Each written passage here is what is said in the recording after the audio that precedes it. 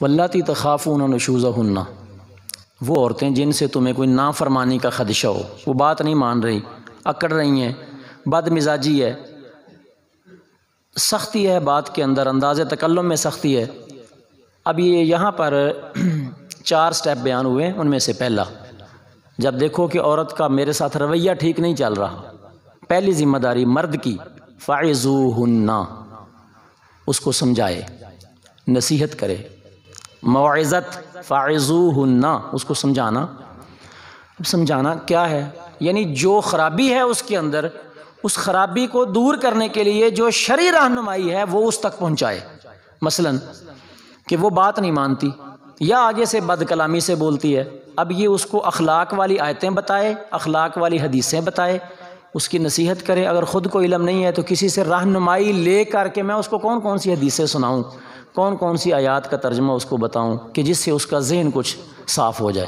پہلا مرحلہ ہے فَعِظُوهُنَّ، نصیحت، سمجھانا، یعنی باتوں سے، گفتگو سے اس سے ڈسکس کی جائے کہ کیا وجہ ہے، کیوں وہ میرے ساتھ کھچی کھچی رہتی ہے، کیوں وہ میری بات کو ٹھکراتی ہے، کیوں وہ میرے ساتھ دل سے خوش نہیں ہے۔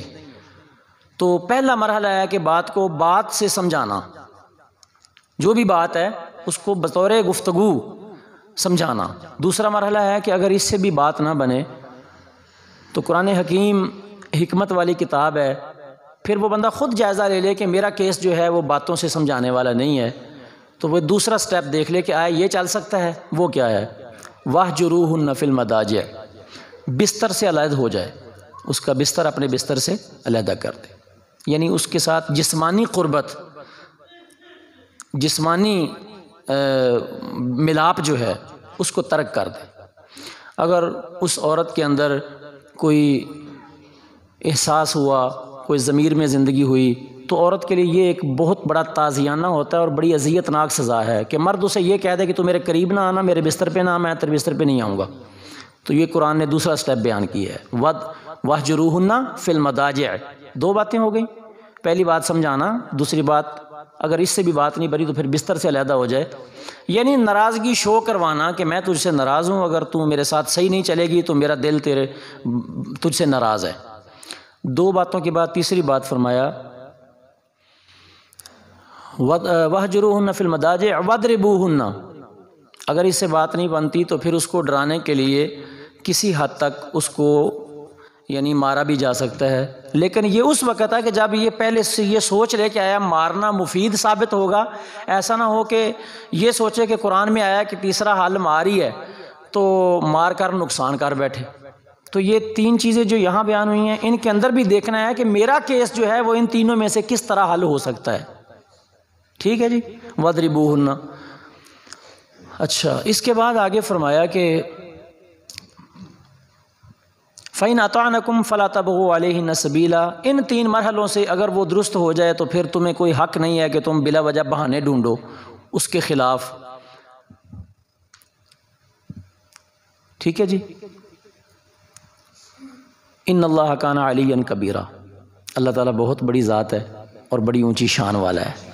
اگر پھر بھی تم نے بلا وجہ اس کو آنے بہانے سے تنگ کیا تو پھر یہ نہیں کہ تم اس پر افسر ہو، کوئی تمہارے اوپر بھی افسر ہے۔ ان اللہ کان علیٰ کبیرہ، یہ ربط ہے پیچھے مضمون کے ساتھ۔ چوتھا مرحلہ اسی مقام پر اگلی آیت میں بیان کیا ہوا، ان خفتم شقاق بینہما، 3 مرحلوں سے بات نہیں بنی، پھر فبعثوا حکما من اہلہ وحکما من اہلہا، اگر جدائی کا خدشہ ہے، سمجھانے سے بھی نہیں سمجھی، بستر علیحدہ بھی کر کے دیکھ لیا نہیں سمجھی، ڈانٹ ڈپٹ بھی کر لی نہیں سمجھی، اب بات خطرناک حد تک چلے گی کہ لگتا ہے کہ جدائی ہو جائے گی، اب یہ آگے نہیں چلے گا، پھر کیا کرنا؟ طلاق دینی ہے؟ قرآن کہتا ہے نہیں، ابھی چوتھا سٹیپ چل رہا ہے، وہ کیا ہے؟ فَبْعَثُوا حَكَمًا مِّنْ أَهْلِهِ وَحَكَمًا مِّنْ أَهْلِهَا، ایک ذمہ دار آدمی، سمجھدار سیاںا بندہ، سالس، فیصلہ کرنے کی صلاحیت رکھنے والا کوئی بندہ، باشعور باعلم آدمی، ایک مرد کے خاندان میں سے مقرر کر لے اور ایک عورت کے خاندان میں سے مقرر کر لے، اور اب کیس جو ہے وہ ان کی عدالت میں پہنچا دے۔ اب یہ بات ہے، یہ باتیں ہیں، یہ حقائق ہیں، آپ دونوں بیٹھ کے دیکھو کہ کس کی غلطی ہے، کس کو سمجھانا ہے۔ اللہ تعالیٰ فرماتا ہے ان یریدا اصلاحا یوفق اللہ بینہما، اگر وہ دونوں اصلاح کرنے کا، صلح کروانے کا پکا ارادہ رکھتے ہوں دل سے کہ یار گھر جڑ جائے، ٹوٹے نہ، اللہ فرماتا ہے یوفق اللہ بینہما، اگر ان کی نیت صاف ہوئی تو اللہ بھی حالات سازگار کر دے گا۔ کتنا پیارا انداز ہے، اگر ان کی نیت صاف ہوئی، اگر وہ دل سے چاہتے ہوئے کہ یہ گھر نہ ٹوٹے، بچ جائے، یوفق اللہ بینہما، اللہ تعالیٰ موافقت کے حالات پیدا کر دے گا، اور اللہ تعالیٰ ان دونوں کو توفیق دے دے گا کہ وہ بھی ان بزرگوں کی بات مانتے ہوئے، اپنی غلطی کی تلافی کرتے ہوئے ایک دوسرے سے صاف نیتی کے ساتھ چلنے کا دوبارہ عہد کریں گے۔ 4 چیزیں اس آیت میں جو کہ میں آپ سے عرض کر رہا ہوں سورۃ النساء کی 5ویں سپارے میں، یہ 2 آیتیں ہیں اور اس میں 4 سٹیپ بیان کیے گئے ہیں۔ اگر اس سے بھی بات نہ بنے، 2 بزرگوں نے سمجھایا، کوشش کی، نہیں بات بنی، پھر 5واں سٹیپ سورۃ البقرہ کے اندر 2 پارے میں ارشاد ہے للذین یؤلون من نسائہم تربص 4 اشہر فإن فاؤوا فإن اللہ غفور الرحیم۔ پھر یہ ہے کہ اس کو کچھ وقت کے لیے، اور وقت سے مراد ہے کہ 4 مہینے، 4 مہینوں تک اپنے آپ سے علیحدہ کر دے، مطلب اس کے ماپے بھیج دے، اس کے والدین کے گھر بھیج دے ناراض ہو کر کہ جا تو چلی جا، جب دونوں کا ذہن بن جائے گا پھر ہم رہ لیں گے۔ اب اگر بچے ہیں تو پھر بھی عورت 4 مہینے دور رہ کر سوچے گی کہ ان بچوں کا کیا بنے گا۔ 4 مہینے بہت ٹائم ہوتا ہے، 4 مہینے بہت ٹائم ہوتا ہے۔ 3 طلاقیں دینے والا تو 4 گھنٹوں کے بعد ہوش میں آ جاتا ہے کہ میں کیا کر بیٹھا ہوں، تو 4 مہینے تو بڑا ٹائم ہے۔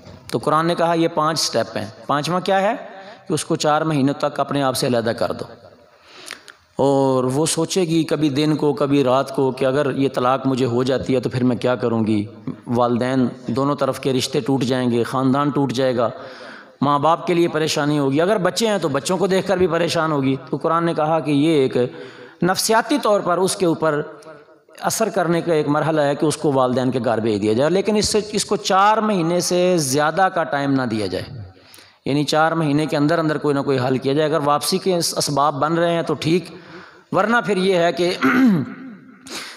یعنی اس سے زیادہ ناراضگی مناسب نہیں۔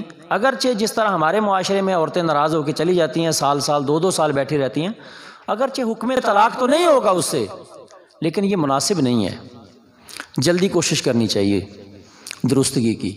یہ 5 سٹیپ قرآن کریم نے بیان کیے ہیں، طلاق کا مرحلہ 6ویں نمبر پہ جا کے بیان کیا ہے۔ ہمارے معاشرے میں کیا ہوتا ہے، چھوٹی سی بات ہوئی، جھگڑا ہوا، اب نوجوان طبقہ جو ہے وہ خون گرم ہے، برائلر جیسی خوراکیں ہیں، پتہ نہیں چلتا کہ میں نے بولنا کیا ہے، اب جوش میں آئے، غصے میں آئے، اور طلاق بھی ایک ہی مرتبہ، 3 لفظ، کتنا خطرناک کام کر بیٹھا۔ اب سر پھوڑتا پھرتا ہے، جگہ جگہ مسئلے پوچھتا ہے کہ 3 طلاقیں ہو گئیں، کوئی حل نکالو۔ حل کون نکالے گا؟ رسول اللہ صلی اللہ علیہ وآلہ وسلم نے جو شریعت امت کو دی ہے، اس شریعت میں کوئی بندہ اپنی طرف سے ترمیم کر سکتا ہے؟ کعبہ تو دیکھ چکے، کعبے کا کعبہ دیکھو، حاجیوں آؤ شہنشاہ کا روضہ دیکھو۔